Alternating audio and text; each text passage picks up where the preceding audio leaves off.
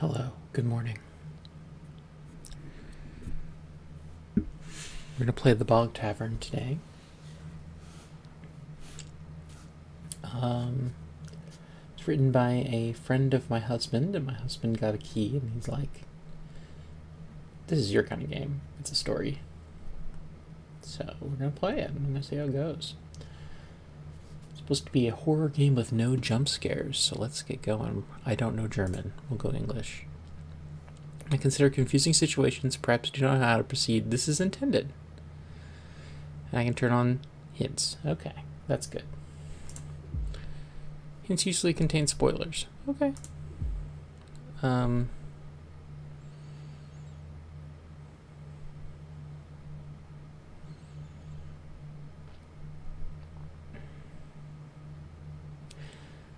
I mean, I don't like wandering around, so I'm going to hit play with hints.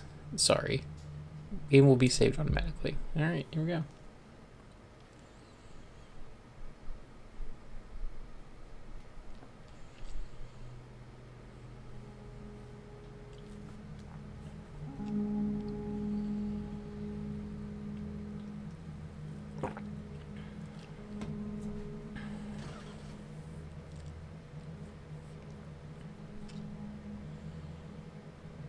My beautiful little boat that I can't get started, apparently.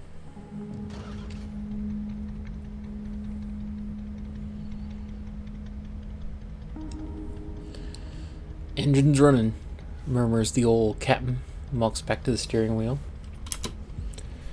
Professor nods as he looked up from his documents. Excellent. May we continue our endeavor? Ooh, loud audio in this game. Ooh. Turn it down slightly. Yeah, may we continue our endeavor.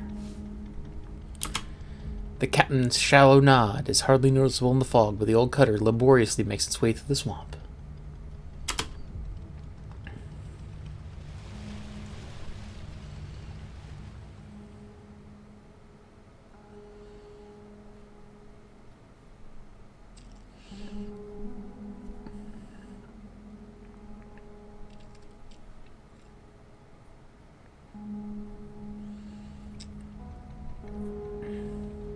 I've clicked on the water to navigate. Okay.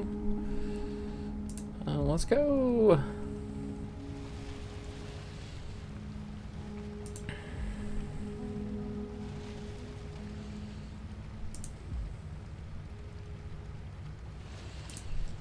What's up, Bog?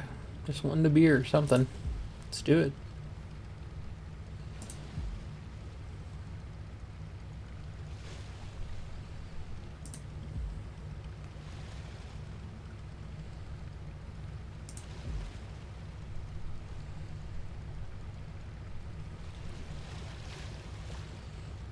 Looks like a dead end or something.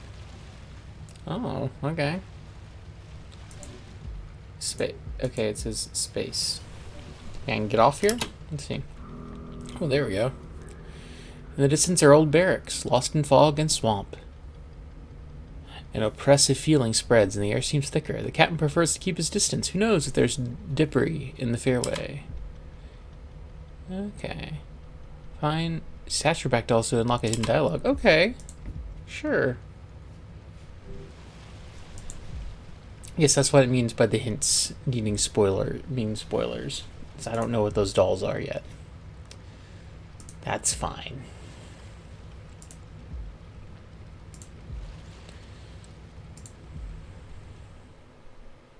Oh, here we go.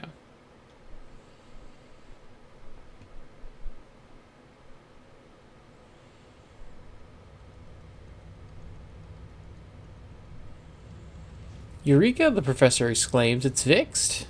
Ooh. No. Well, if that's the case, the captain says casually in disinterested undertone. Professor proudly fiddles with the equipment. The sonar will make our research trip easier. It's fine-tuned to the current scientific status quo of the radiesthesia. Radiesthesia.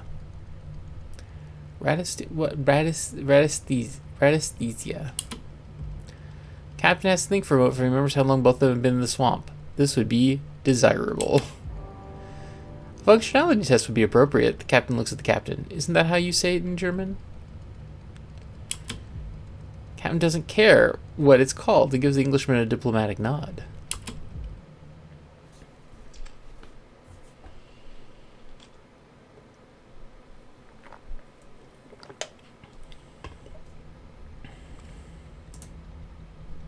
Right click to activate sonar. Whee! Alright.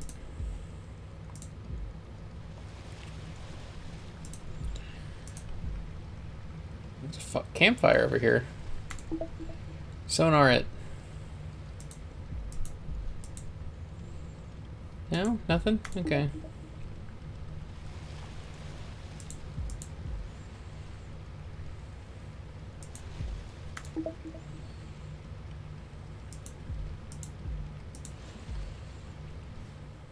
Oh, there's something.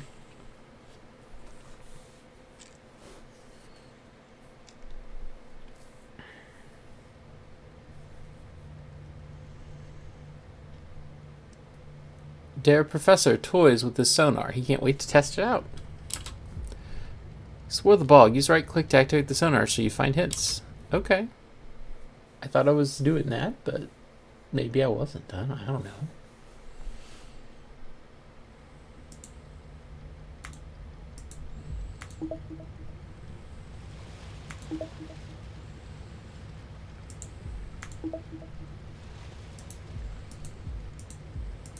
Maybe I went too far. It's like, better put you back. Oh, there we go. Sonar found something. As soon as the cutter was close enough, something was startled below the swamp surface. Deformed doll flies straight towards the vessel as if it waited for it. Fascinating. The professor is over the moon as he watches the doll attach itself to the cutter. The professor proudly puts his hands on its hips. This requires a closer inspection. Captain is not amused. Professor, it ain't a bird, but it does fly. Don't you worry, my good captain. Pretty sure it's a normal phenomenon Vredestesia can explain. J to open the journal. Okay, let's see. After a detailed assessment, the professor puts forward several hypotheses. Electromagnetic vibrations are sensational. He holds his low frequency detector to the doll and is happy as a young child about a new toy. Perhaps they indicated a direction, or do they react exactly to the ship? The professor oracles. Regardless, comes to the conclusion, if this doll isn't unique, then we need to find more. Journal. Okay, snatcherback dolls. There's one snatcherback doll aboard. 35 in total, okay. Professor's diary. Information about the professor. Between the pages of the diary is an open letter that the professor clipped from a scientific newspaper. It mocks the principles and theories of Vredestesia. Ley lines and electromagnetic oscillations are phantasm and would at most be based on correlations, but probably only on a thriving imagination. When the professor first read this, he was incensed. In the meantime, however, this letter became his motivation. I was okay, so he's like a mesmer kind of guy. Information about the captain. The professor asked for a resume from the captain before hiring. This is written in a female handwriting. The document states that the captain is 67 years old and was born in northern Germany. During the war, he was in the Navy, then came back a widower. Then he decided to become a swamp boatman, specializing in catching clams and crabs. He's familiar with the Botter swamps, having fished here for over 30 years. The Baden Moor is a swamp in the area of northern Germany. Saltwater intrudes from the Baltic Sea into the standing bog, and since there are only minor tides, even the brackish water has a high salt content. Sure. Due to the soft peat soil, buildings sink into the morass. It is hard to traverse. Some even say that the Baden Moor is impassable if you're not traveling by boat. Okay.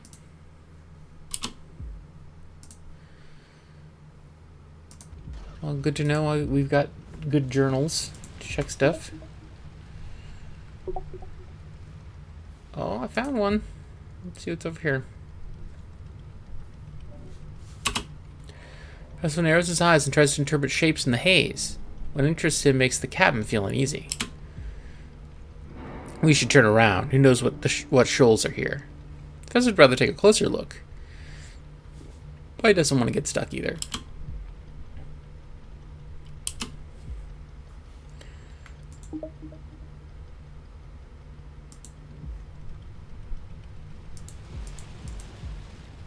Alright, well.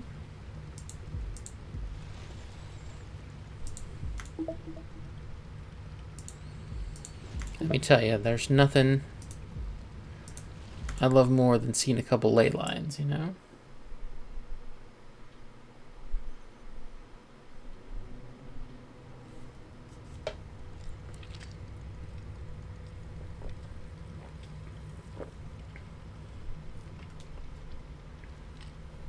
Waterlock. The captain stares at the gate, shrouded in mist. By the pimples on my balls, there's a lock. He curses into his beard and rubs his eyes in disbelief. A line of a figure appears in the lock, waving his arms wildly. By giving a thumbs up and thumbs down, he attempts to figure out in which direction the travelers want to move. Lock only goes in one direction, you donkey, the captain barks back. Hazard raises his hands reassuringly. Don't worry, my dear captain. He must have his reasons for asking. Reasons? The cloud wants to sink my boat. I don't trust that shitbird. Before the captain can scale the lock gate and beat up the keeper, the professor puts both his hands to his lips. Take the path that holds the answer to our questions. Silence. Finally, the answer comes that they could have said that straight away. With that, the lockkeeper disappears into its cubbyhole. Sure, okay. To the future. When they entered the lock, the fog became so tense that the travelers lost sense of space and time.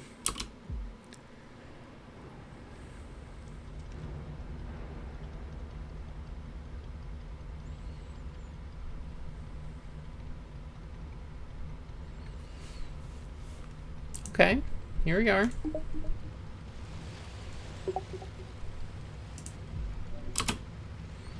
Glow of fascination in the professor's eyes shines brighter than the cutter's headlights. In the dark cave, he spies ominous things that the captain did not miss. Cutter stops in the shallows, and the professor goes ashore.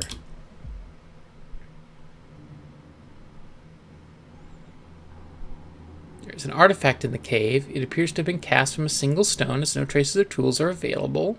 But the strangest thing is probably the bright greenish shimmer. Using the low-frequency detector, the professor is able to note swinging. With resignation, he has to realize that these are too strong to record data that can be evaluated using his portable device. The professor knows only one thing. This is a great discovery for radiesthesia. Never in all of these years has he been able to record such a discovery, nor does he recall any writings describing a similar phenomenon.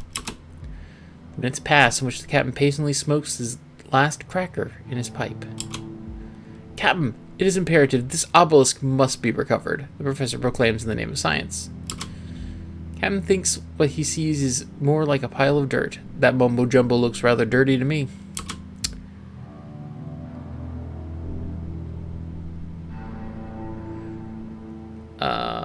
Okay.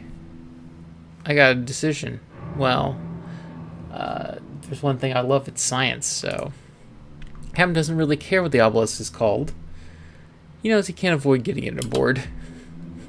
Uh-huh.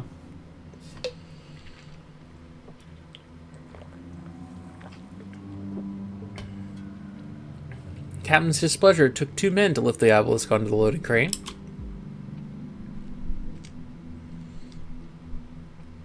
Oh, great. Perfect. The professor immediately begins to take pictures in order to archive the obelisk for eternity. If he ever wanted to express his gratitude for the captain's help, he's already forgotten.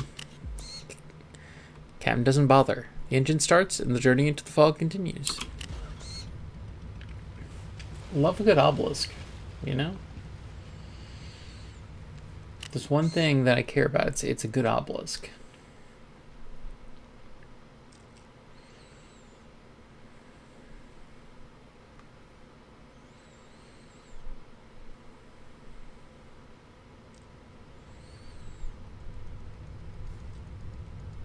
Hello, little doll. Whee!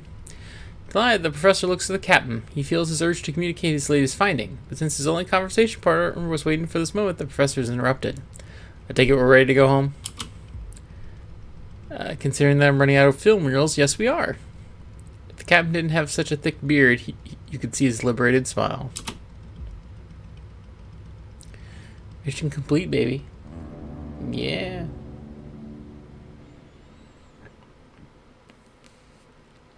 That's why you always tell the person at the lock that you're going for scientific discovery, because then you just end up straight there at a scientific discovery. Easy peasy.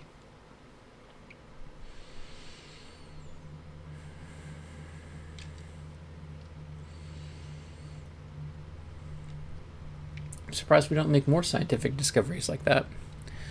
Captain can't remember if they passed here on the outward journey. He's now so grumpy that the sight in the distance displeases him. Oh, sight in the distance pleases him, excuse me. He's very pleased. He's not displeased. There needs to be a tavern up ahead. The captain heads towards it without being asked. Let's stop there. I'm already dizzy. Chris looks up in surprise. You did not mention a tavern when you talked about this expedition. He scratches his chin. What a lucky coincidence. We'll definitely learn more about the obelisk there. Hence, the captain heads for the dock. His throat has been dry for too long. It's tavern time, baby. A bog tavern, perhaps. Although it's busy inside, no lights are on. Captain looks around disoriented. Professor looks around disoriented. The captain doesn't have this problem as he squinted his left eye before entering. Surprisingly, inside it's very busy. A gang of henchmen are gathered here who jeer to greet the newcomers, welcoming them warmly into the bog tavern. A boy plucks at the guitar. After the third request, the professor can no longer refuse the offered clay cup. It is filled with peach schnapps, a local specialty. That sounds bad. That sounds real bad. As the professor is open to new things, he pours the mud-tasting brew down his throat. After all, alcohol is also supposed to loosen tongues. The captain is already at the third clay cup.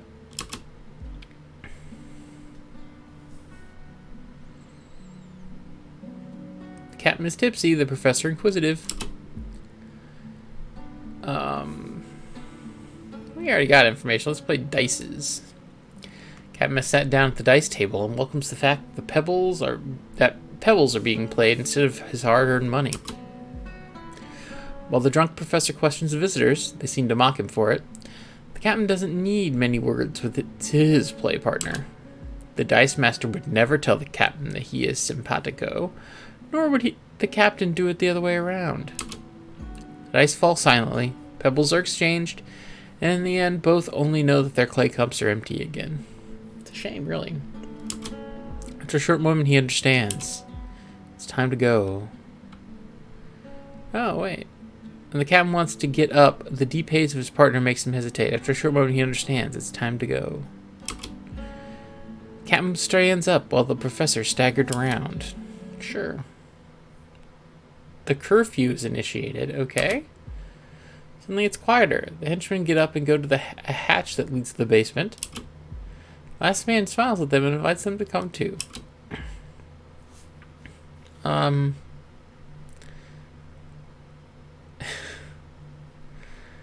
to the hatches in a very scary red. You know, I don't need to offer. We're on the cutter, thank you. The captain mumbles and walks to the door.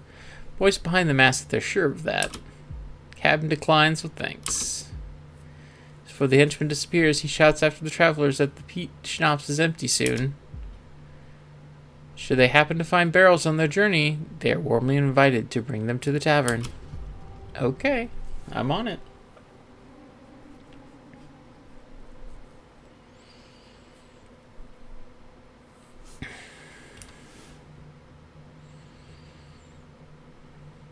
Professor barfs over the railing.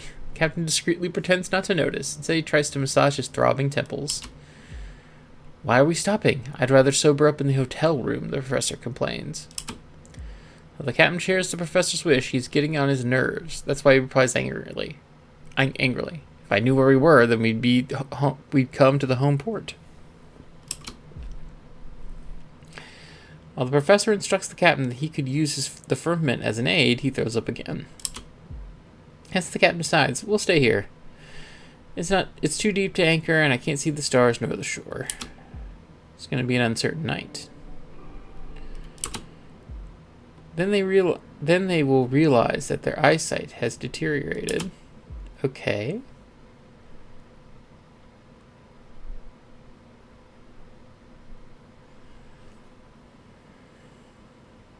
And an achievement that peach schnapps causes blindness. Seems bad.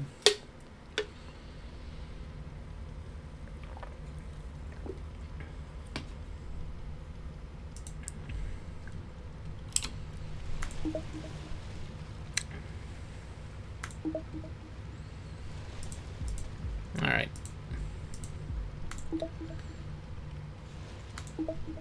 I'm the boatmaster now. You know, you're always supposed to go left first in a dungeon. But I'm a man of science and a man of Pete schnapps.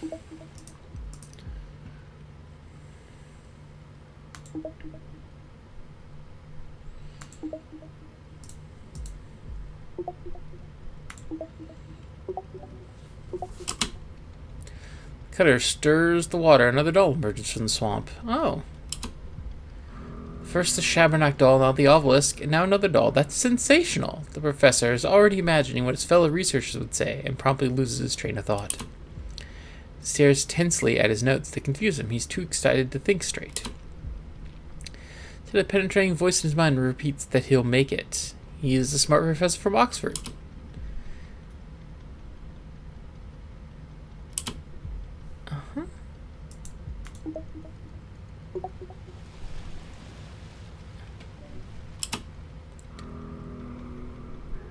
Yeah.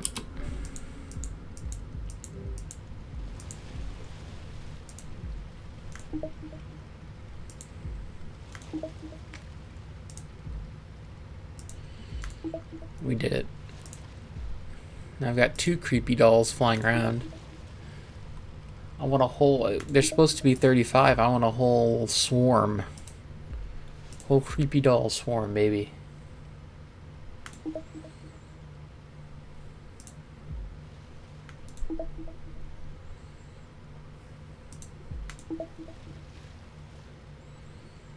Wee... Oh.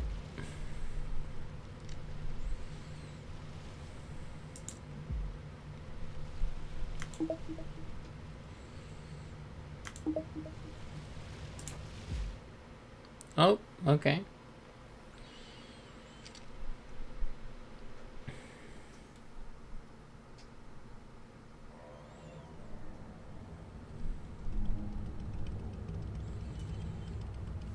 Look at that obelisk.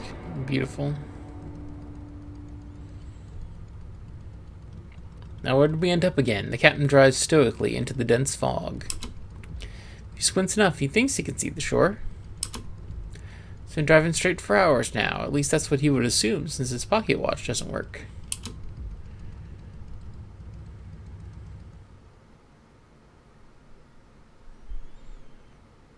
Just keep on driving, buddy. Keep on trucking.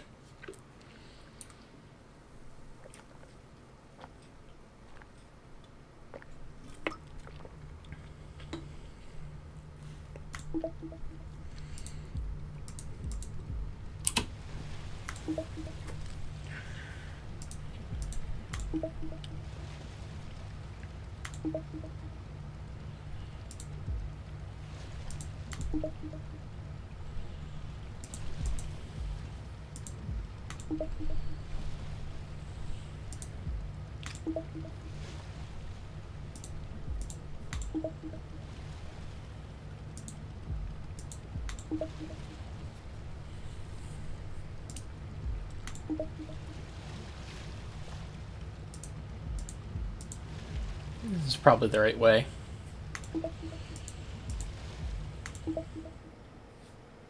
Oh.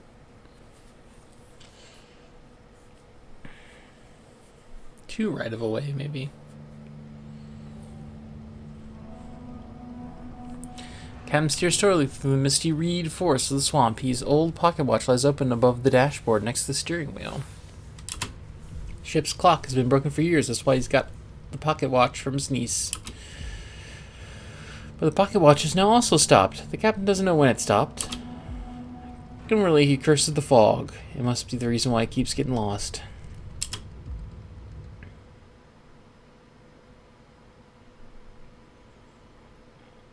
Yeah, that's fair.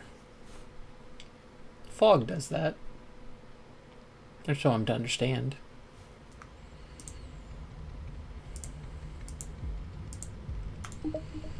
Ba-doop, ba-doop, ba-doop. Ba-deep, ba-deep, ba-deep.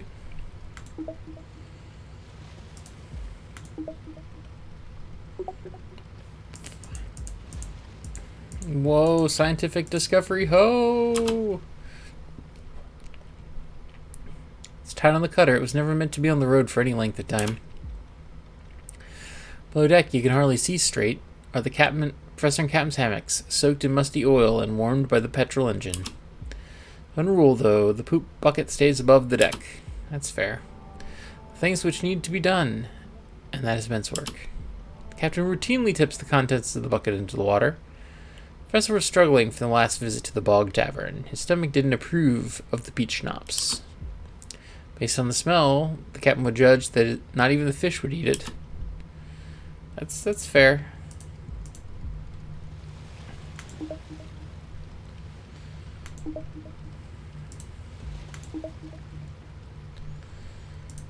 You know, sometimes you're just so desperate to get drunk, you're willing to drink anything that's fermented, you know? You just put that fermented whatever the heck into your mouth and just go for it. Now we've been turning right a lot. Let's turn left.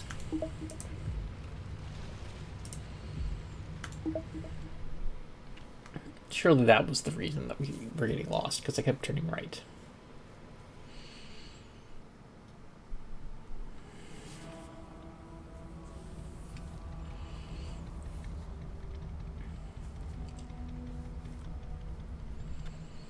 Captain abruptly turns off the engine. He looks around disoriented.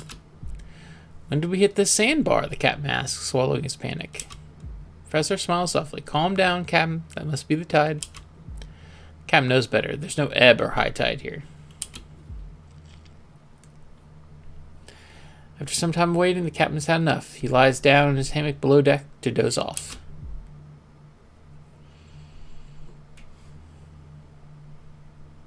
Despite having the eyes shut, the captain cannot sleep. He climbs back onto the deck. The cutter is no longer on the sandbank. Doesn't know whether to be angry or thank God.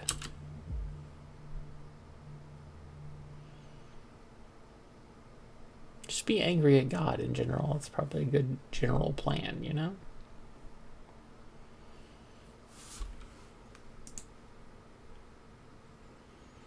Oh. Alright, here we are.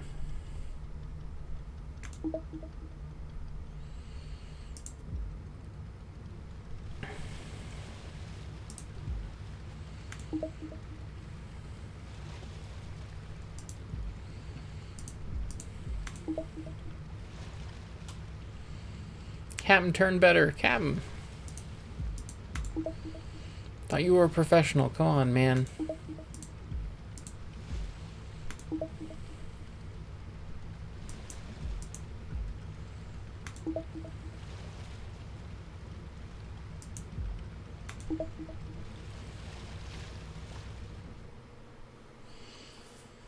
Back to turning right.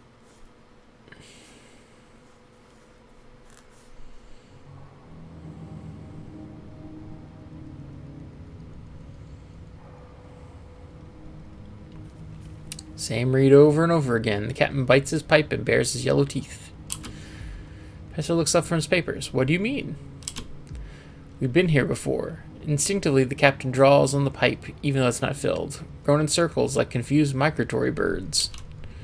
Professor shook his head in irritation. Just focus. We're moving important research forward, he replies, only focused on his own business. By the ship's kobold, I swear the reed forests are moving. See, that's just smart. As a dragon, I know that having a kobold is just handy. Just have a ship's kobold. Just a little guy. A little guy to help out, you know? Just a little helpful guy.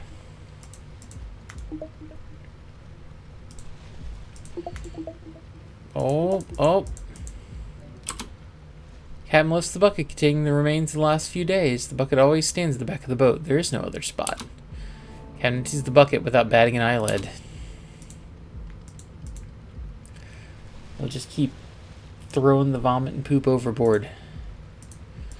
As long as it takes, baby. Oh. Captain doesn't know if he should be impressed that the professor's sonar is of any use. The professor examines the dolls, and suddenly he pulls out a small capsule. Pulls a small capsule out of one leg. Sensational, Captain. There's a message left in that cartridge. The professor says happily, while the captain doesn't even show a hint of delight. After a few months, the professor deduces that from the small characters that these are research records. Professor Dr. G.E. Bless. Does his compatriot's name mean anything to you, Cap? Captain shakes his head. Apart from hanging from the harbor pub, he doesn't know any other compatriot.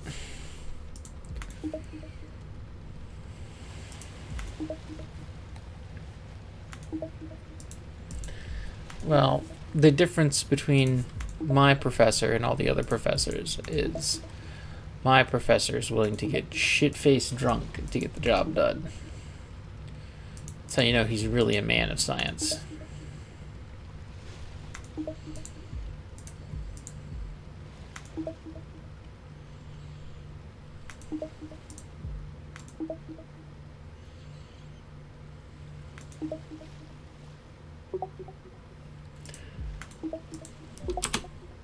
Again, the professor pulls a message out of one of the Shabernack dolls, which are floating around. Enthusiastically unfolds a small piece of paper and reads it. He hesitates a bit, realizing the content is cryptic. Apparently the author has divided his knowledge into small chunks. That means we need to find more dolls. Captain acts as if he had not heard this, but as long as the professor is entertained while he searches for a way out of the swamp, he shall be fine. Sure, yes.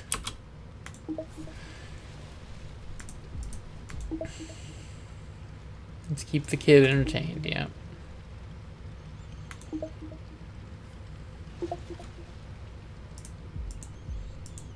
I'll do it.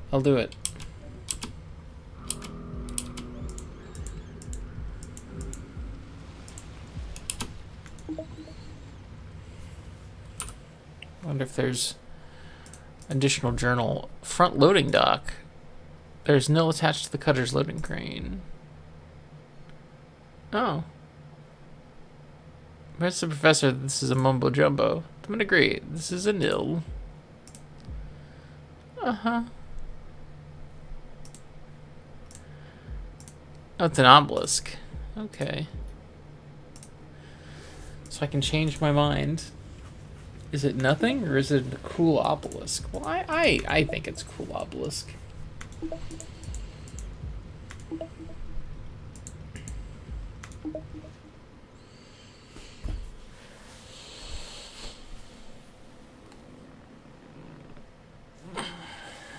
Few things I believe in more than cool obelisks.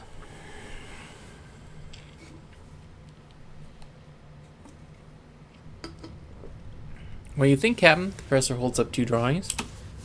Professor's ranting is unstoppable. The Shabernack dolls and the obelisk can make contemporary energy. Seems the puppets are almost drawn to it. Professor becomes thoughtful. On the other hand, we've seen dolls like this before. Patiently, the professor quietly continues further elaborations in his thoughts, while politely awaiting the captain's reply. I can't see. The only problem with the captain is that his eyesight becomes worse, and this place seems familiar.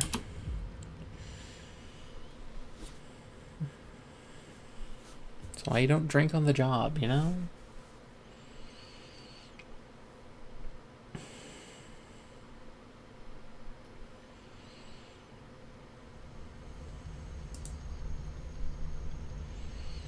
Maybe it's exactly why you drink on the job.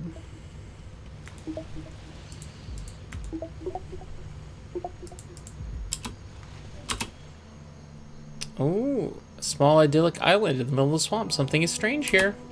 But since the captain is particularly adventurous and the professor's so busy with the Shabernack dolls, they don't stay long.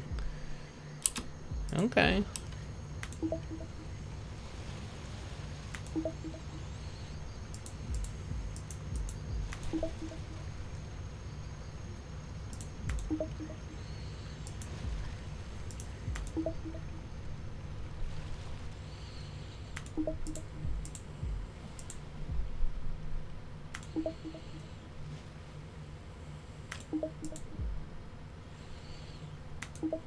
I can do it.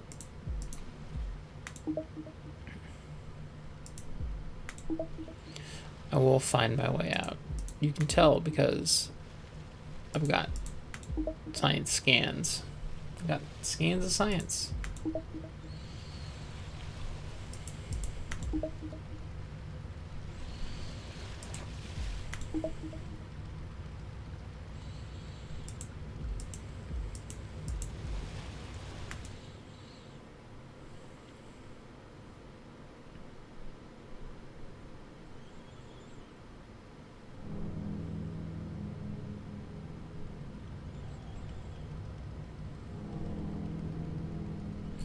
Captain scrutinizing gaze wanders over his pocket watch.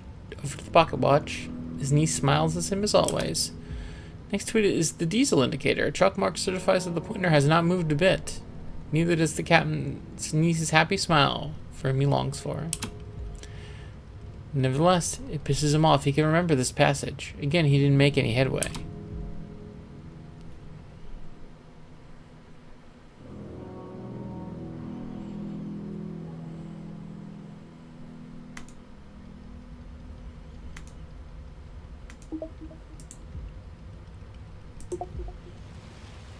Oh. Turn around, there's science afoot.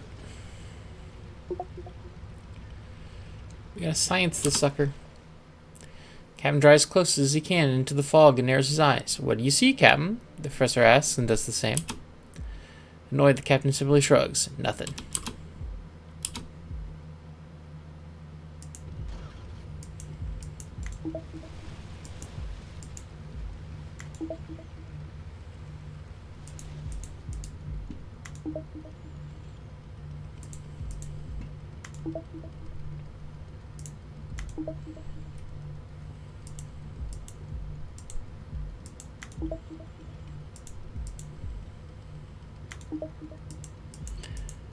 Well, you know, at least we've unlocked the secrets of infinite energy if we're not running out of gas, you know? The obelisk's probably going to revolutionize the energy industry. Everyone will have their own Shabernack doll, like, floating around their head. The professor's going to do some serious stuff. The professor watches with interest as the professor tries to catch the Shabernack doll he just found. However, the good man fails, and the captain asks initially, "Tell me, Professor, that all's come because the sonar tracks them, doesn't it?" The professor stops his hunt. Actually, I can't tell yet. The sonar tracks them down, but that doesn't seem to be why the dolls are attracted to us. From us? The captain asks, intrigued. The professor thinks. It could be us, the cutter, or even the obelisk. Oh, he bows his head. I need to do more research. Always more research, this guy. It's the problem with science. Always gotta do more of it, you know? Never can just do one science and be done. There's always more science. Professor points in the fog. Slow down, Captain. There's something there. The riverbed looks wide enough so the captain is slowly heading in that direction. Captain skillfully keeps the cutter in position so the professor can go ashore. After some time inspecting, the captain grows impatient. And? What's there? Peach schnapps. Apparently there's a warehouse here, explains the professor. Captain just shakes his head dismissively. That doesn't make any sense to him. Then bring at least one keg on board. Professor doesn't mind, but it takes a lot of energy to push the barrel up to the ramp.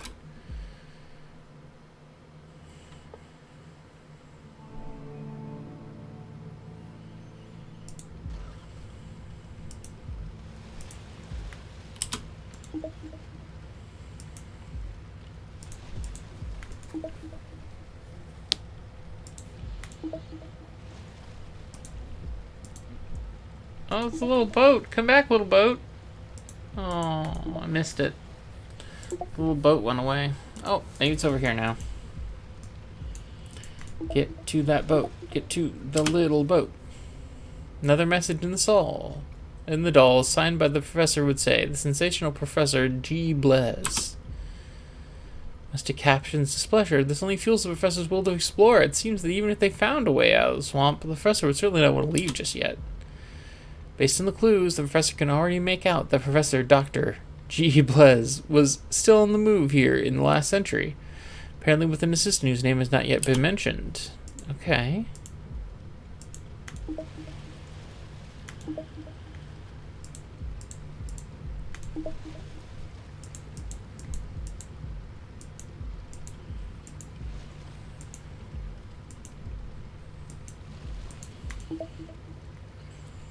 Is it me?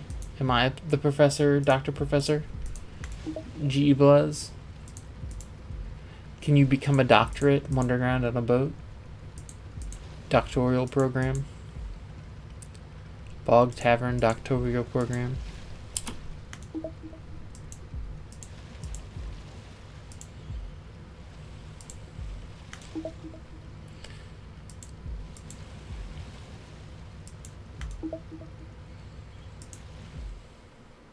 Zoom. There we go.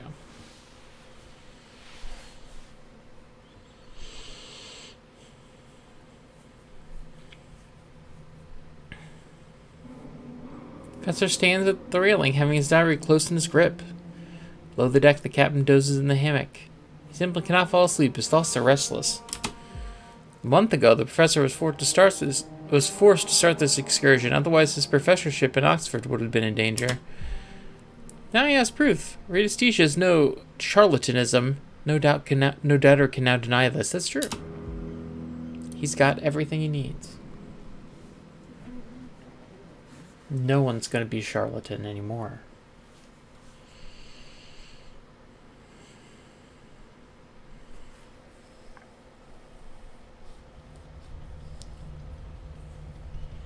It's going to go to those charlatan parties and be like, haha, you are the charlatans, not me. You invited me, but I've got a cool floating doll. Oh, I found the thing again. Ooh,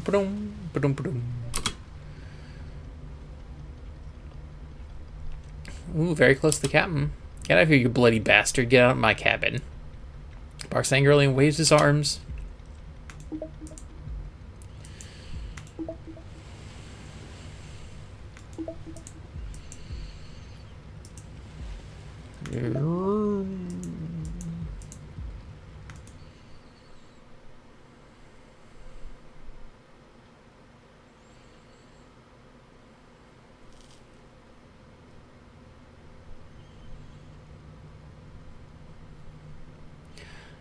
Pension was due, for the captain asked for the cutter. He wanted to leave the decades behind and take care of his niece, who was left to him by his deceased sister. But the niece recently returned from Oxford and introduced him to the professor. He wanted to invest research funds in order to carry out a research trip in the bog, which ends at the Bodmere. Everything that his niece supports is fine with the captain, and so he stands behind the wheel and knows who he is doing this for. Okay. Sure.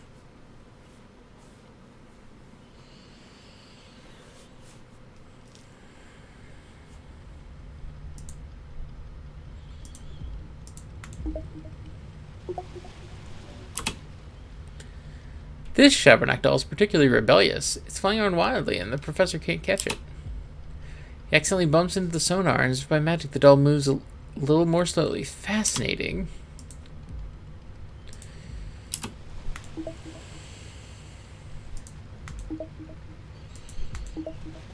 We're gonna have so many dolls.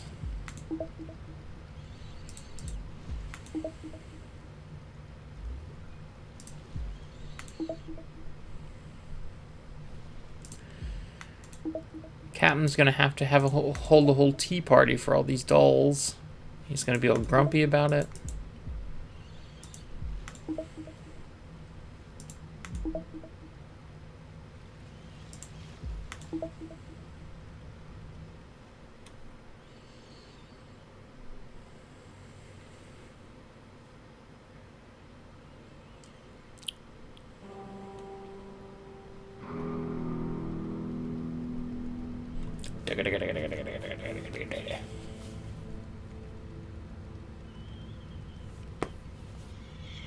Oh, there you go. It's a big obelisk. It's way better than a little obelisk. Let's trade. Let's trade up.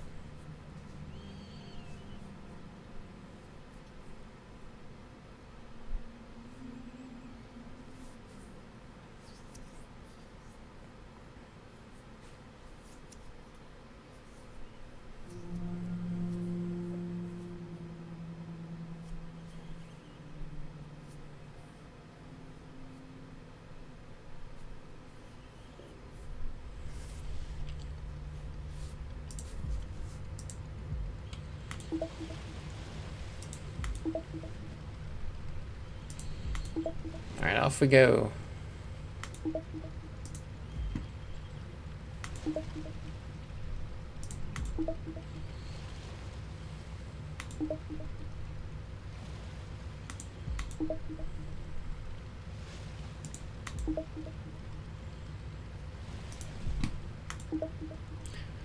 You know, I like to think I know something about bogs, having come from the swampy bogland of Missouri and moving to the swampy bogland of Florida.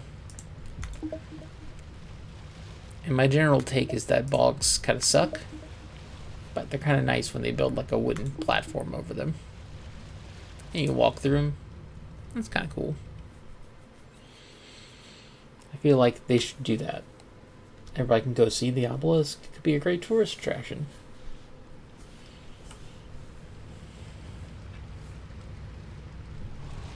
Large structures visible in the distance. The captain can smell oil from afar. A shipyard looks deserted.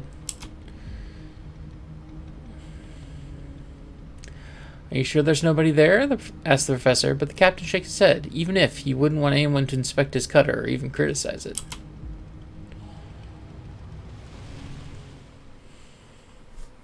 The cutter's too good. Don't mess with the cutter.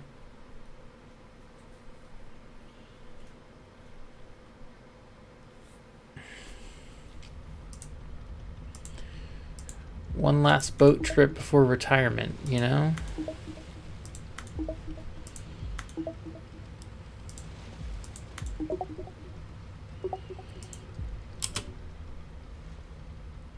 Up till now, the poop bucket's always been emptied here. It's currently empty. Oh, man. Always a bad situation when nobody's shitting anymore. What does that mean? I don't know. Doll puts a smile on the professor's face. Captain, you need to hear this. Cap rests his chin on fist and listens to the lecture. Professor Dr. G.E. Blaise, may he rest in peace, began his expedition in 1891. He's a physicist and biologist specializing in botany. Captain replies cynically, well then he was exactly right here. Professor pretends not to hear. Although I assume he never left the swamp, otherwise I would have heard about this research. Well then, let's hope that people hear about your research, sums up the captain. In his pride, the professor doesn't notice the captain is primarily concerned with his own return.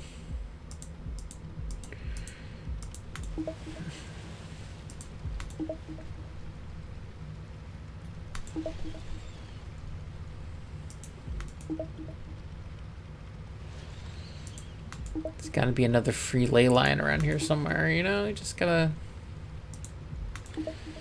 find a few ley lines.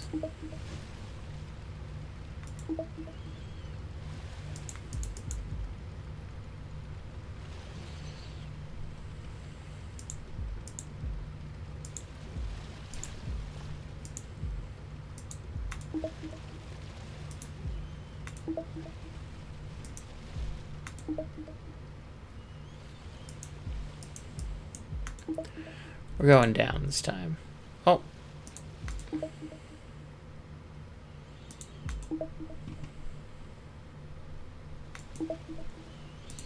If we go down, we can meet the good Professor Doctor. Hello!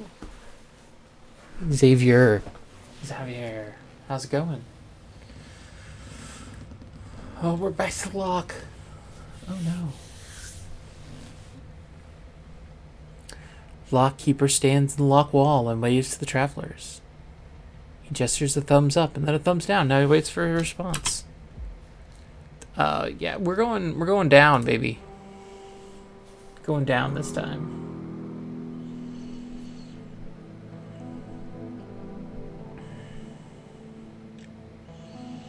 Boo to the bog. Down to the bog. Boo. Cutter slowly glides towards the tavern. The travelers are silent. It's already too quiet, even near the tavern.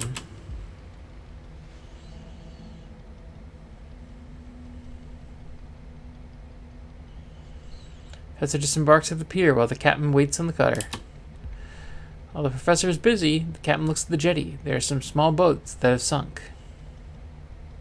So there are. Captain needs a closer inspection, but it looks like the hulls have been axed. After several knocks, the professor shrugs. There's nobody here. At least nobody answers. The professor comes back on board. The captain shrugs, annoyed. Now we got peach schnapps for these fellows, and now they ain't here. Shame on them. Shame on them. Bring a bunch of people a bunch of booze to get drunk, and they don't even want to do it anymore.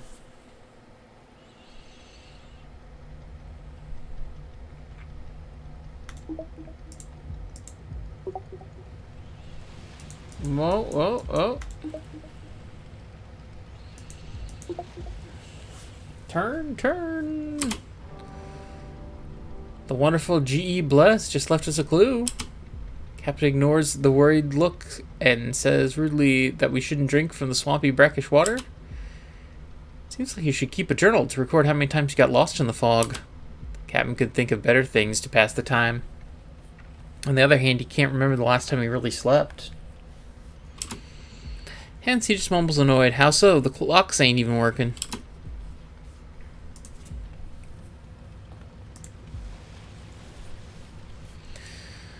Vroom, vroom.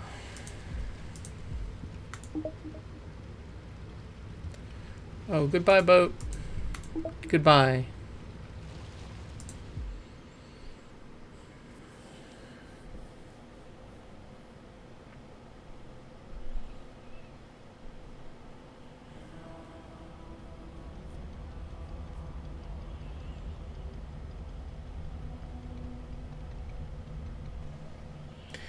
Engine sputters, then stalls. Sweaty, the captain looks out the window of the cabin and looks through the reeds. Before the professor can ask what's going on, the captain gestures him to silence. Now the professor notices it too. Something moves through the reeds, but both men are too intimidated, so they wait quietly.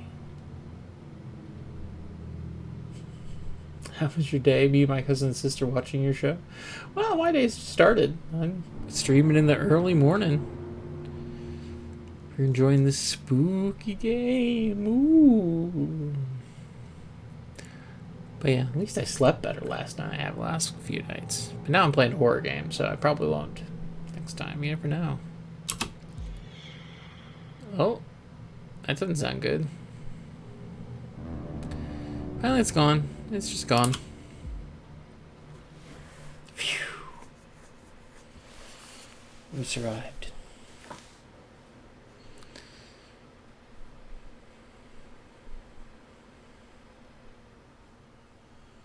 If you can call this living, being surrounded by floating dolls.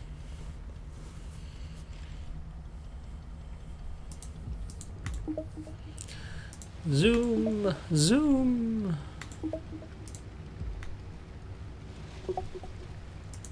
Oh. Another tip from the mysterious Professor G. Blaise. The professor announced festively because there's nothing else to celebrate. Only crabs and clams in the swamp, no fish. According to Blaise, however, the clams are not edible. Supposedly the consumption has made his assistant's stomach quite upset. Captain shakes his head. Such nonsense. There must be more here than just clams and crabs, and everything is edible, but the bottom swamps are diverse. I would also say this out loud. Since he should know the place by the back of his hand, however, he's not so sure anymore. Let's see, what is it? Rear loading ramp. 1 barrel of peach schnapps. Okay. A lot of Shabernack dolls. Okay. To follow because you're a nice guy. Well, thank you. I mean, I try to be nice. Try to be a weird little dragon, you know? Weird, nice dragon person.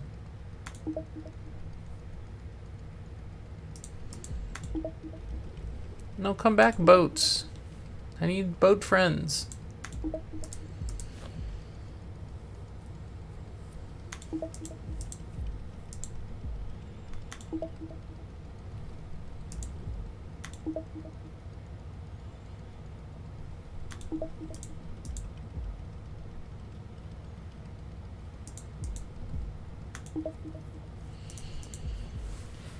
This is probably the right way.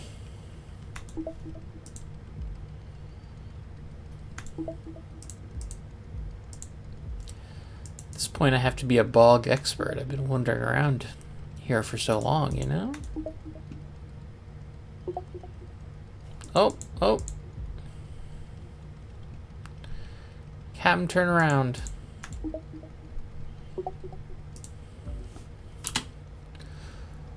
Ooh, Captain catches one of the dolls. The captain throws out one of his old crab traps. He wants to prove to the professor that the mud flounder will get caught, even in a crab trap.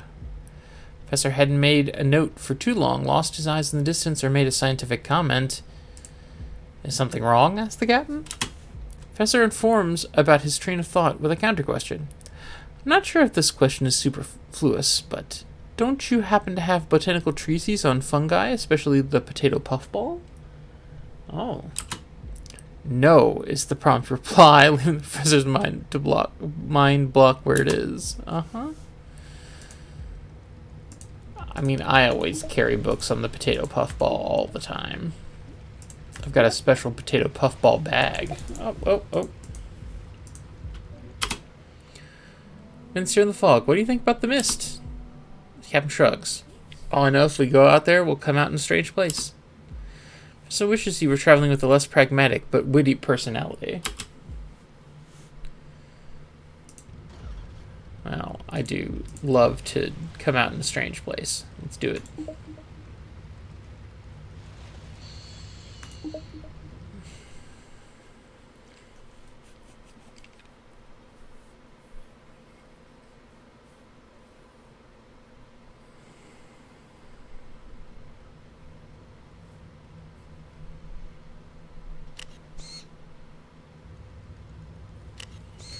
Camera clicks.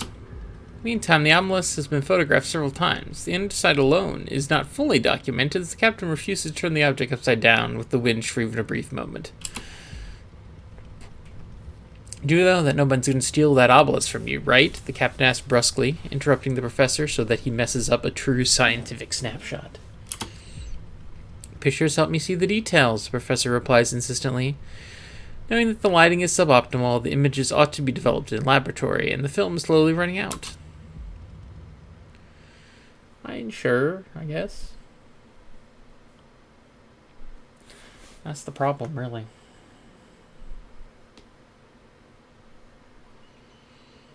Too many films.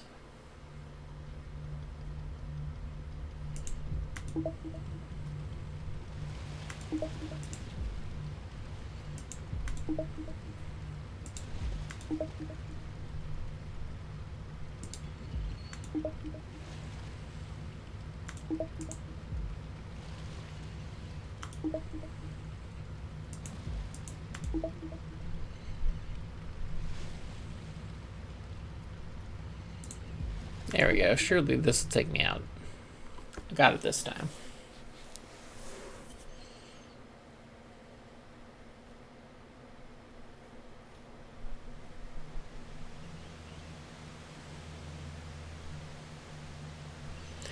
Ever since the obelisk came on board, the radio had the habit of suddenly turn on and start hissing. The captain turned it off.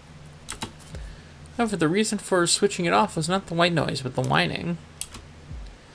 First he thought this was the professor, but even now, while he's trying to sleep in the hammock below, the captain can hear it. Good. Just listen to that whine. Just listen to that beautiful, beautiful whine.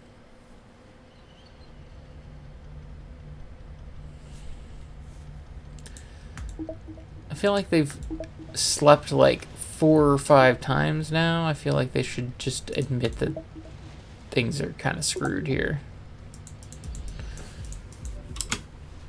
The poop bucket's always been empty here, but there's no poop. There's no poop. None poop.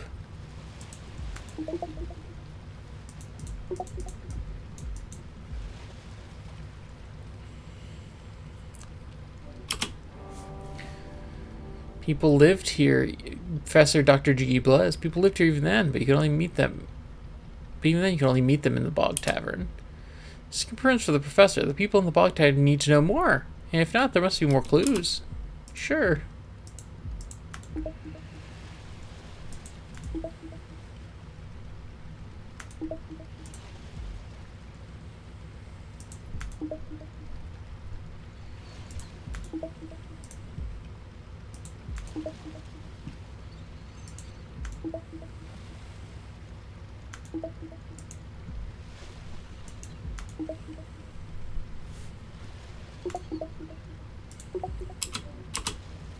Professor blinks, trying to make sense of all the clues they are befuddling.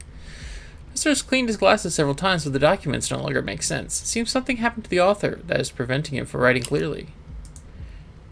Maybe it was some delicious peach schnapps.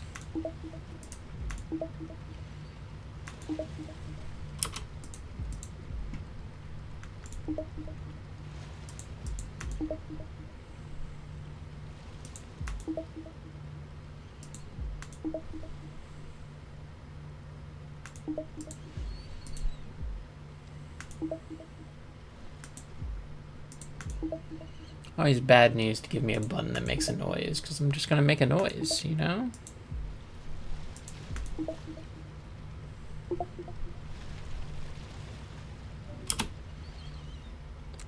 Wish you didn't have to ask to go to shore, said the professor, at which the captain rolls his eyes and drives for the ruins. Don't stay away too long.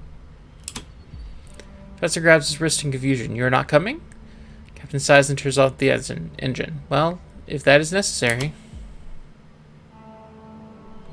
Together, the travelers try to stay on a few wooden planks that have not yet sunk. After a short time, it's clear they won't get far. Hello? Is anyone there? The professor calls, and the captain feels like strangling him. Luckily, there was no answer. However, the professor is not giving up and is paving his way forward. The captain, though, stops at a few barrels. He curses his back as he leans forward and reads that the barrel contains peach schnapps. Since he has nothing else to do, he swings the barrel onto his shoulder and drags it to the cutter. When the captain is back on board, he can watch from afar as the professor tries to stagger back without sinking into the morass. It's a pity the captain has run out of tobacco, and then the moment would be even more enjoyable for the captain. No one lives here anymore, the professor sums up and climbs back on board. Under the whir of the engine, the captain mumbles, well, if that ain't something, people live in swamps. Unheard of.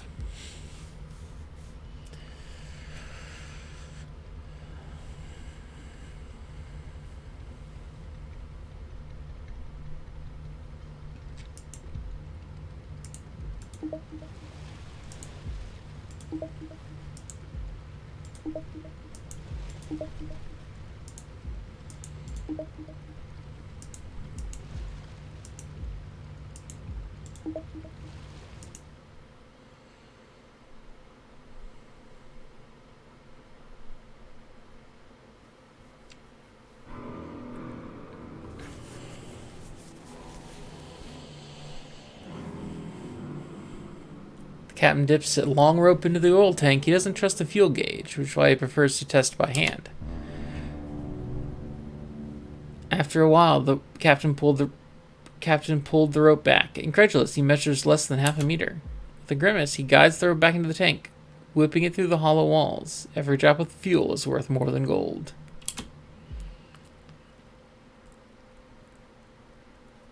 I'm getting low on fuel, I guess.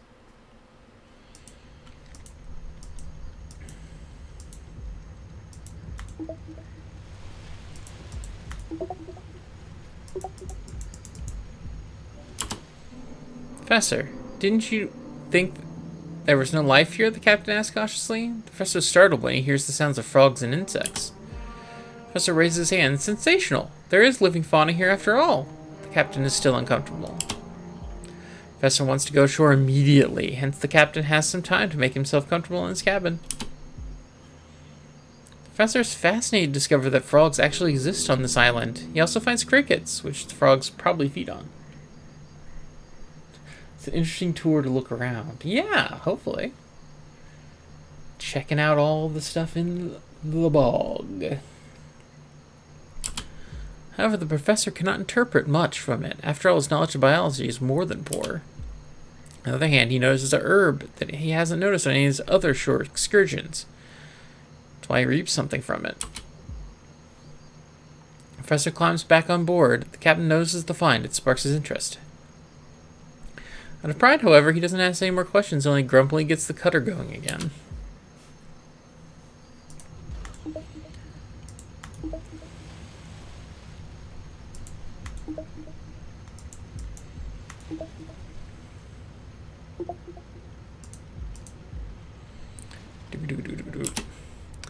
Professor would like the last clue to be as clear as the rest, but this time the message is clear. Avoid the Bogtavern. Well, we didn't do that. I can tell you that.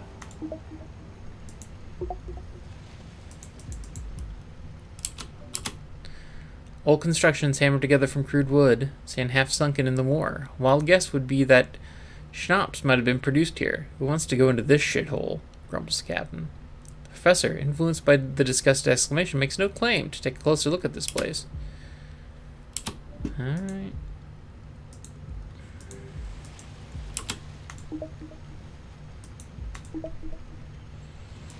Don't mind me. I'm just avoiding the Bogtavern. It's just the name of the game, so I'm sure that there's nothing wrong with avoiding it. It's probably creeping up on me. It's like Slender Man.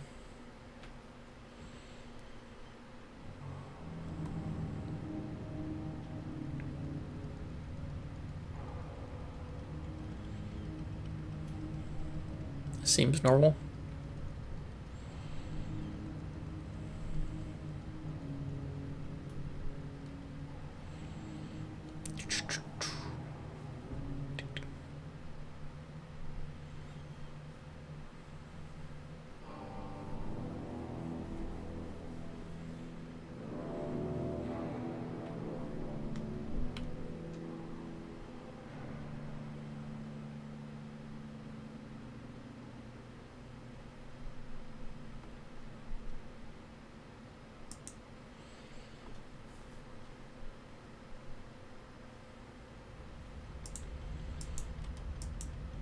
Alright. Well, the shipwrecks are getting bigger, I guess. It's always a plus, question mark?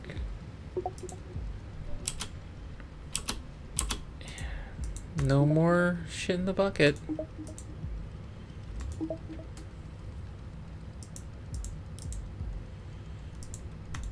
Good friend, the shit bucket. Just always empty these days. It's a problem with kids these days. They just don't want to poop in a bucket.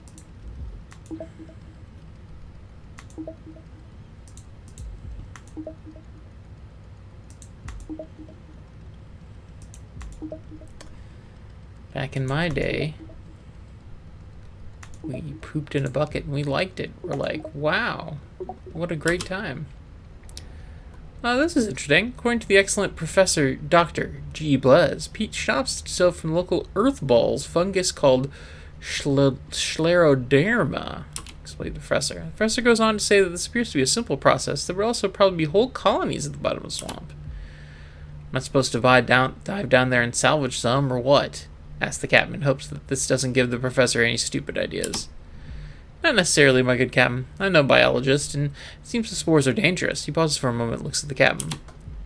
Too much peat schnapps also seems to cause blindness.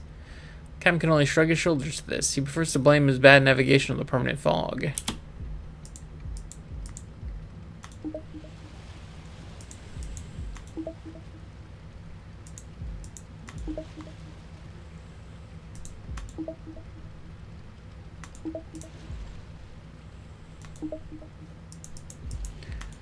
I'm going down this time. No one can stop me.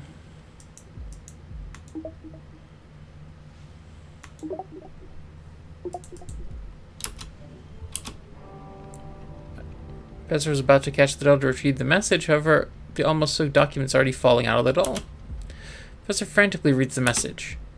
Reading it several times, the professor turns to the side so the captain doesn't see his worried expression. Document confirms that it's not the captain's fault that they are still in the swamp and going in circles. There must be a natural explanation as to why everyone who makes it here never seems to make it out. The professor decides to keep this information to himself. He doesn't want to worry the captain any further.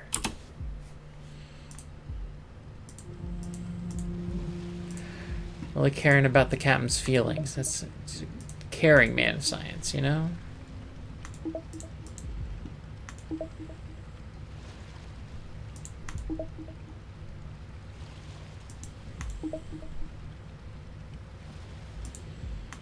And it's not like Professor Dr. G. Blez would ever lie, so...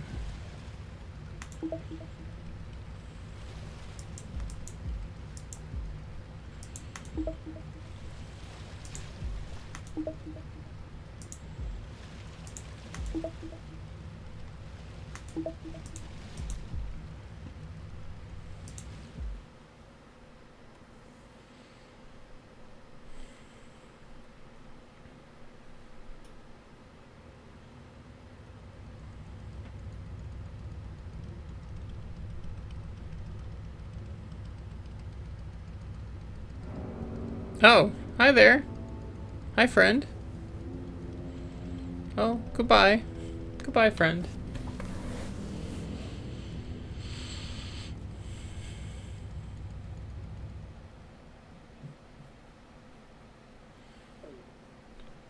Thought we were gonna have a new fun ghost friend to follow us along.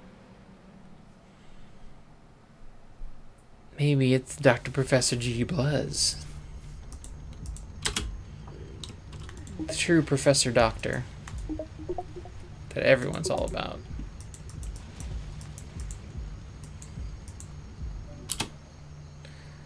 As it looks his nose, I don't need another shore leave here, he says casually.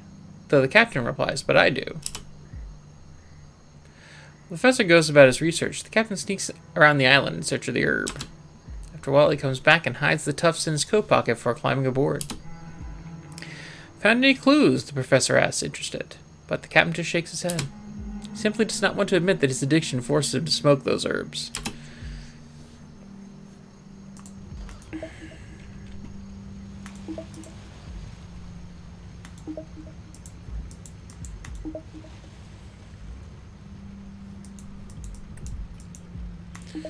My Strange Herb Addiction, now on MTV.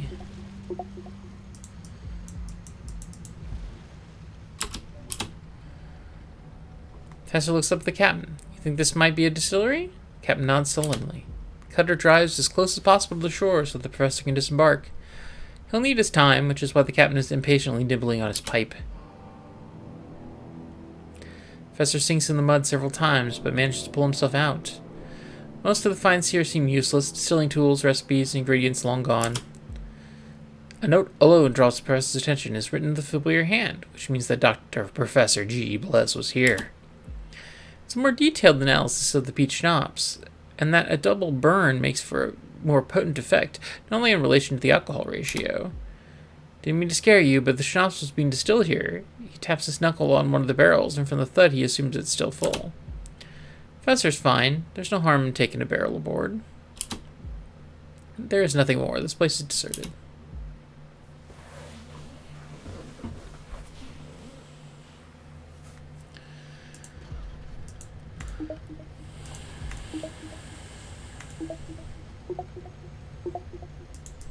More schnapps the better, I always say. Schnappnet. Professor reads the last message quite wistfully. Pain seems to torment Professor Dr. G. Blez. When he wrote that his assistant had deserted him, apparently it drove him mad that there was little chance of escaping the swamp. That's why he just went to the Bogtavern and he never left again. From now on, Professor Dr. G. Blez was alone. His assistant also took the dice they always played with. He was a good play partner because no money was involved, only pebbles. Uh-oh. Uh-oh. We met that guy earlier. He's still hanging out there, you know?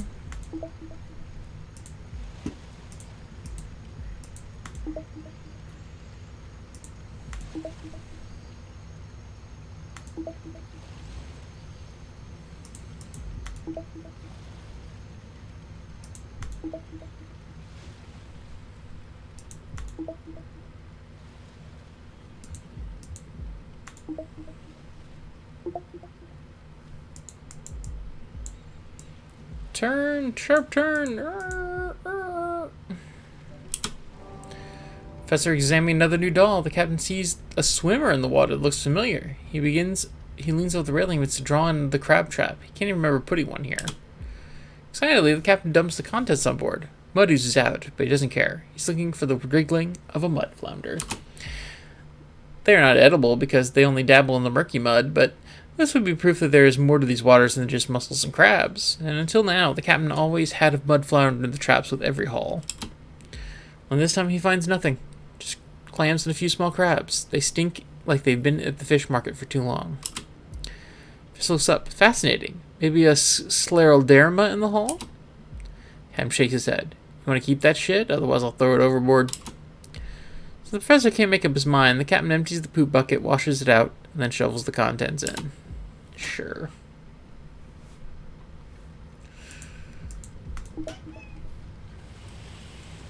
Oh, hello, cat.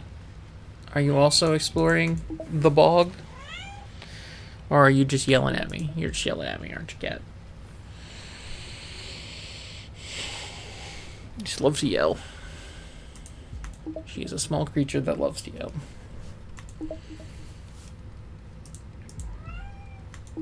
Uh-huh. Yeah, I hear you.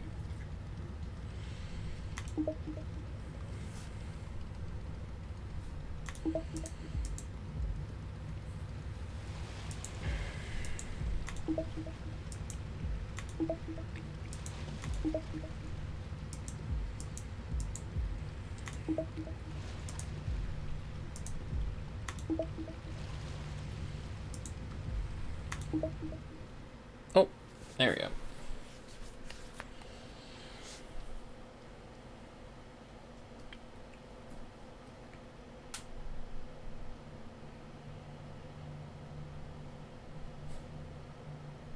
Professor looks at the sky through the camera. He is tensely searching for the stars. It's foggy. They won't find anything, Captain points out. Can't be this foggy forever, the professor replies, and continues to search the firmament. On one hand, the captain is satisfied the professor cannot make out any navigation points either. On the other hand, it angers him. That's fair.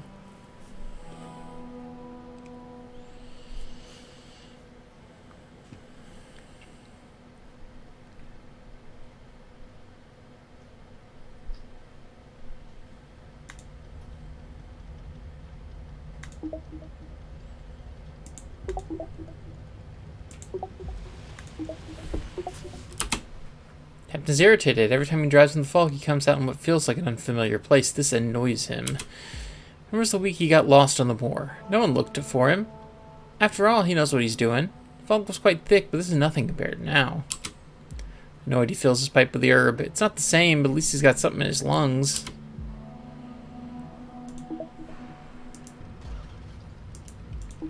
Sure. Let's get the captain real high. That'll fix everything.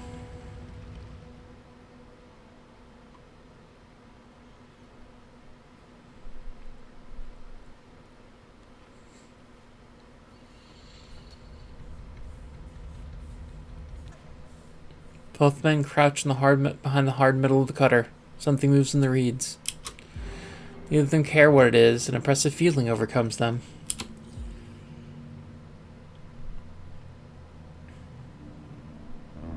Suddenly it's gone. It's just gone.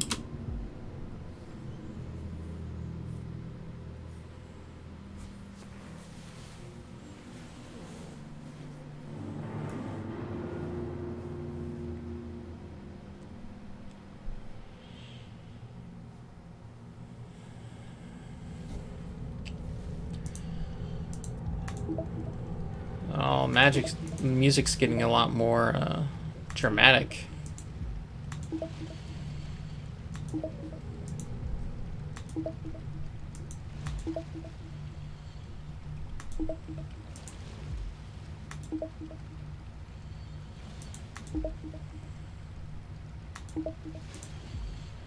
Should burn the peach schnapps for fuel. That's my hot take. That's the problem. Get burst out of this swamp and just like turbocharge.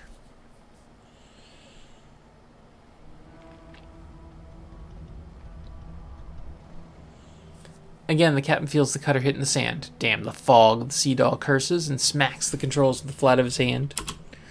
He knows there's no low tide, but he could never have gone that far either. If he jumped in the mud here, the water wouldn't even get into his boots. As he looks sourly into the haze, he notices a couple of barrels. Curiosity is enough to persuade him to go ashore.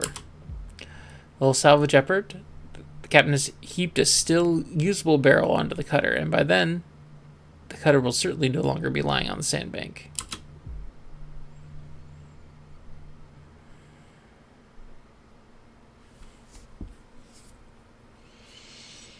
More schnapps, more schnapps.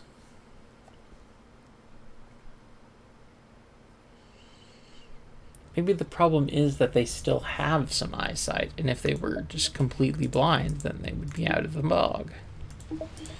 Maybe that's the problem. Information are piling up. In the minimal space, Professor Dr. G. Blaise scrawled his insights that seemed foreign to the professor. Let's talk of hypothesis of what could influence the perception besides peach schnapps, so my people are always going in circles. There's also talk of a witch, which is probably not true at all. Information is difficult to interpret, but the professor is certain that one thing. At this point, Dr. Professor G. Blaise has no intention of ever leaving the swamp.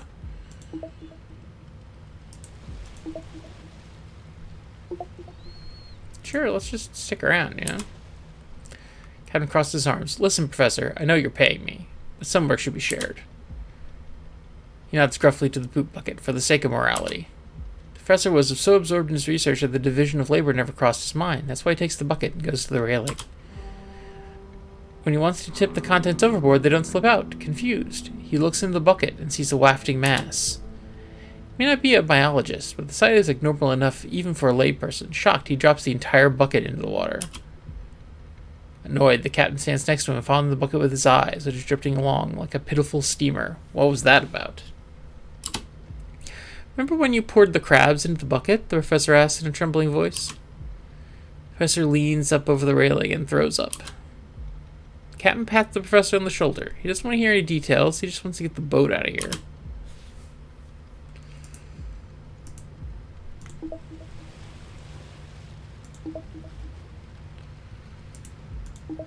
All right.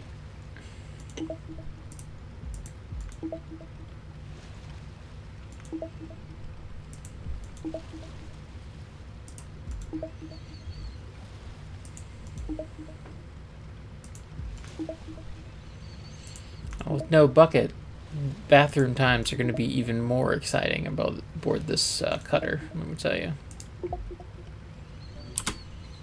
Now, the trap bobbles in the water, and again, the captain can't remember throwing one out here, but this is clearly a swimmer. Kitty dumps the contents on board and rummages through the mud. The professor watches with interest. After all, this is more interesting than another Shabbatak doll that will only confuse the professor with a barrage of information. Captain holds up the crab and looks at it intently. Bog crab shells are very thin. You can see their innards. He says expertly. These are all black. Captain drops the crab. It doesn't move. He shakes his head slowly, as if they were dead.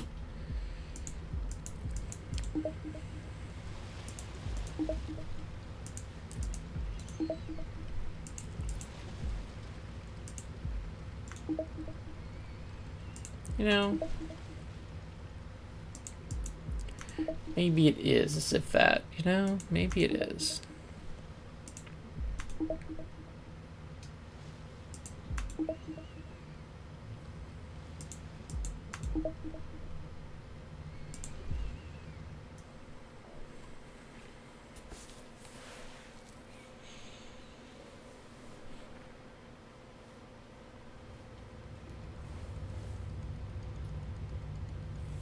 This time, however, the captain would like to take a look at the old shipyard. As a precaution, he asked, "You know how to turn on the engine in an emergency?" Professor smiles cautiously. "Are you leaving the key?" Captain nods and decides to just let the engine run. With heavy steps, the captain walks through the halls of the shipyard. No one's been here for ages. As he trudges through the dark, he still finds enough tools and leftover parts that can be used. At least his old mechanic would have made the old cutter afloat again with just that rubbish. Captain doesn't give a damn about what's going on in the swamp. At least he knows one thing. He saw the ship's kobold. And when the ship's kobold shows himself, the cutter will soon sink. Is that how kobolds work? I don't know if that's how kobolds work. Hesitantly, the captain looks around and thinks about how he could ensure the hull remained stable. What does old mechanic have done, he wonders, and the memories flood up. However, nostalgia does not spark the captain's will to tinker. That's why he turns around and goes back to the cutter.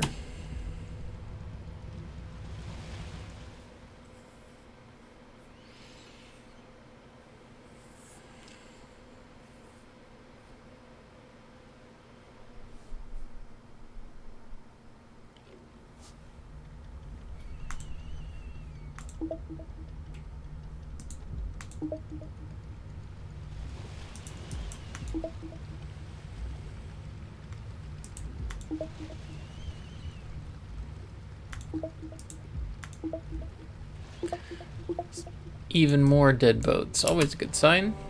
There's a dry throat. The water supplies are empty, and the makeshift filtering in the brackish water does not help. Taste remains terrible, and the low salt content only further dehydrates the body. But now the professor also understands why the advice from Professor Dr. G.E. Blaise became more and more confused. It's not that he went insane, it's that he preferred peach schnapps. The professor enthusiastically begins to reevaluate all the finds. This knowledge probably means that Professor Dr. G.E. Blaise managed to write down these clues even without sight. Okay, great.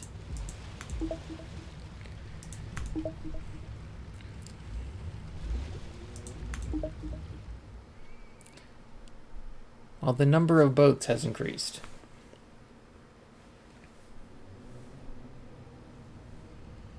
Oh, here we are at the lock.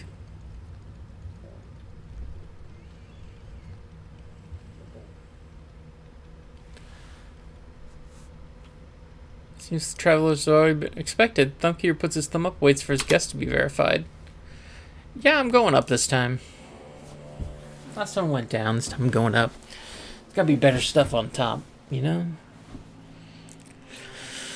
Having to test this water lock. Something is wrong here.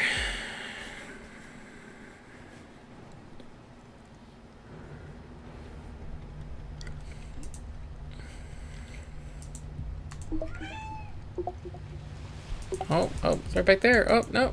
Too many. Okay, let's check this one. Hello, Cap. The captain watches the professor detect a new doll, while I pet this important cat, this important bog cat. Suddenly the radio turns on. Startled, the captain stares at the fitting and listens to the unpleasant white noise. Could have sworn he turned it off.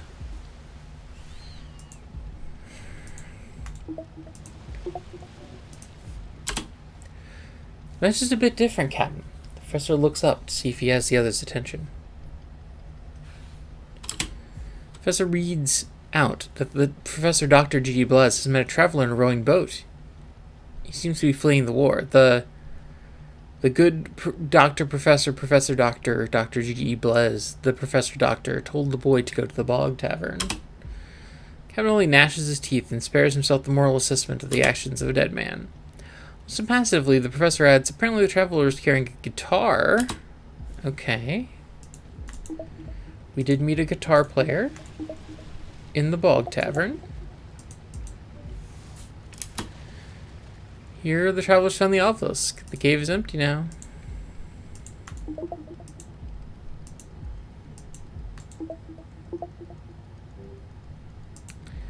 Maybe we could put the obelisk back. Be like, no more obelisk, please. Captain already knows that the professor wants to investigate this place as well. That's why he steers as close to the shore as he can. It doesn't take long for the professor to find a document. Professor Dr. G.E. Blaise must set up camp here. Captain holds his temples. He can't stand hearing that name anymore. Professor welcomes the fact that Professor Professor G. Blez, the Doctor Professor, wrote down that much information. Captain, another enigma is revealed before our eyes. Captain hopes the Professor doesn't mean that he just secretly let one go. Professor Dr. G. Blez has come to an agreement with the lockkeeper. The Professor is impressed by the information the long-dead colleague found. Thumbs up, then it goes here. Thumbs down, then it goes to the Bogtavern. Captain shrugs. And what did the lockkeeper want in return? Professor twirls his mustache like a dork. Unfortunately, this is not mentioned. This puts a slight damper on his spirits of exploration. The Professor wants to climb back on board. The Captain stops him. What's that barrel over there? Professor scratches his head in irritation. Probably more peach schnapps. Why? I've already decided. We'll take it with us.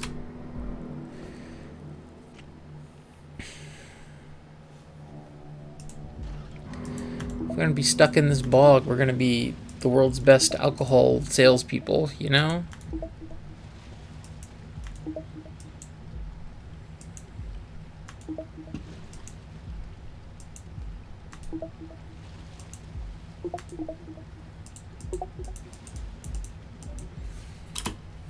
Apparently the captain has laid out enough traps that the short stops when he finds a new one are also worthwhile for him. He catches the swimmer with his hook and pulls her out of the water.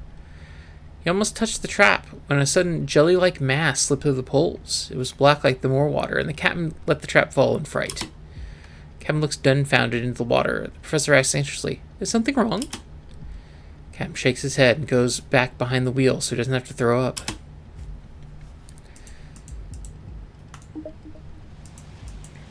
Does driving keep you from throwing up? Is that the new hot throw-up cure that everyone's doing these days?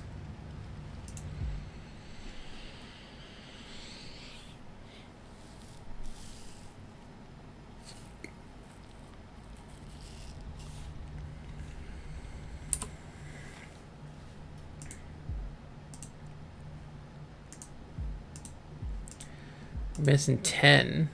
Shabber, shibber, shabber dolls.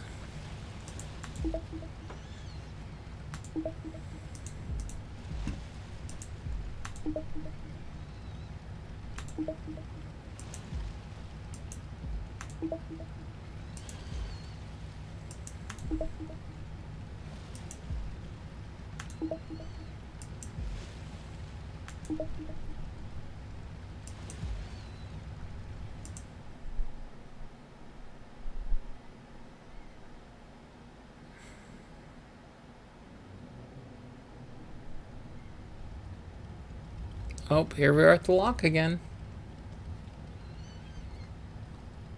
Hi, boat. Our lockkeeper doesn't seem to be sure whether he's having a hallucination, but then he waves joyfully like a fool. Let's go to the Bogtavern. Lockkeeper scratches his head in irritation. He raises his hand again. Are you really sure you want to go down? No, I'm going down. I'm taverning at the bog. You can't stop me. I've got peach schnapps to sell.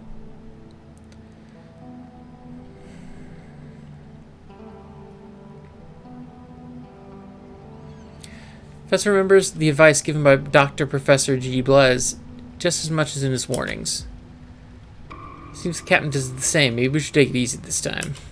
The Englishman still considers to gather more information. Sure. Cutter docks at the pier while the captain is still mooring. The professor's already going to the tavern. Captain remembers that the henchmen were interested in schnapps. Surely they got 5 barrels. I want to pick up a barrel. It's dark again, and this time the captain's trick doesn't work. He's standing there too, and it takes a moment for his eyes to adjust to the darkness. Henchmen sit there again, clay mugs in front of them on the table, but also this time plates, also roughly formed from clay. Panting, the captain smashes the barrel onto the counter. He receives applause for that. There are more barrels in the cutter, just have to get them. However, nobody seems to want to bother. This barrel should be empty first. They're warmly welcomed, like old friends with whom one felt connected not only because of the schnapps. A round of peach schnapps is immediately served to them. No thanks. I like having vision. Henchmen laugh cautiously. Apparently they're not very happy about this answer, but they're not giving up just yet. After all, travelers have a long journey behind them, so you get hungry. That's why they're each served a crab bun. Neither the professor nor the captain have to open the bun to know what's inside. And apparently the henchmen have noticed that something is wrong. They are asked politely if something is wrong. No, I don't really want your crab buns. Almost as one, the men stand up. They fold their arms and look at the travelers, who also get up from their stools. No one asks if they'll reconsider. Man steps forward and offers the chunky axe to the captain. In a stern voice, he adds that almost everybody here had to go through that. Professor raises his hand soothingly, but the captain interrupts him. Oh, wait. The captain knows what this is for. He saw the wrecks of the jetty, and he knows his cutters should also follow them. The professor raises his hand soothingly, but the captain interrupts him. Excuse us for a moment, gentlemen, the captain says in a firm but determined voice. Professor, let's get our things off the cutter. The captain goes ahead with firm steps and the axe firmly in hand. Professor climbs onto the boat and frantically shuffles around in his documents. Apparently he can't decide what to take with him. Captain looks at the axe through clenched teeth. He would probably have to smash through the steel hull from the inside. Well, my good captain, the professor has left his boat with his papers. This is not how I imagined our journey would end. The axe weren't meant for his cutter. It would be in the professor's head by now. Go ahead, I'll follow. The professor knows there's no point in arguing. He's a failed scientist. Well, he does know about a man who has to sink his beloved cutter. What does he know? What does he know about that? The professor is to blame for the whole situation. He cannot change anymore because he lost his courage and ambition. The captain finally has his piece. He gets on his boat. He goes to his cabin and takes one last look at his niece's pocket watch. He climbs on the last latch into the fuselage. He locks the steel door and removes the ladder so he doesn't have second thoughts. And he starts smashing the hull.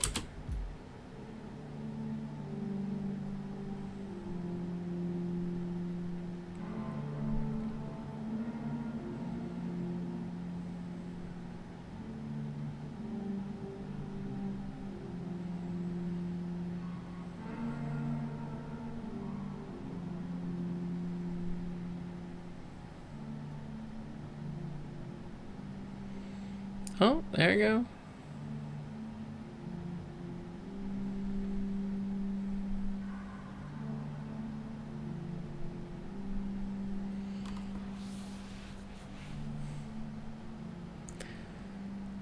Pixel Crusher's dialogue system. Easy save 3.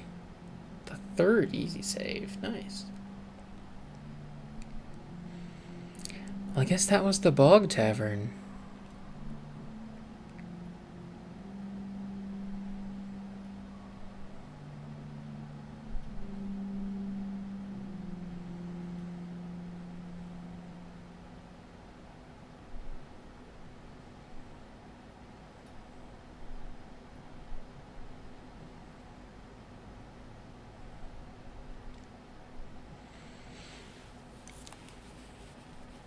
Not a bad little thematic journey, I don't think.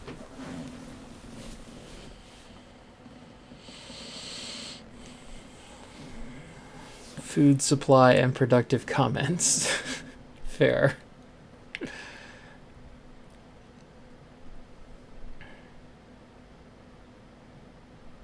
Oh, well, you're welcome.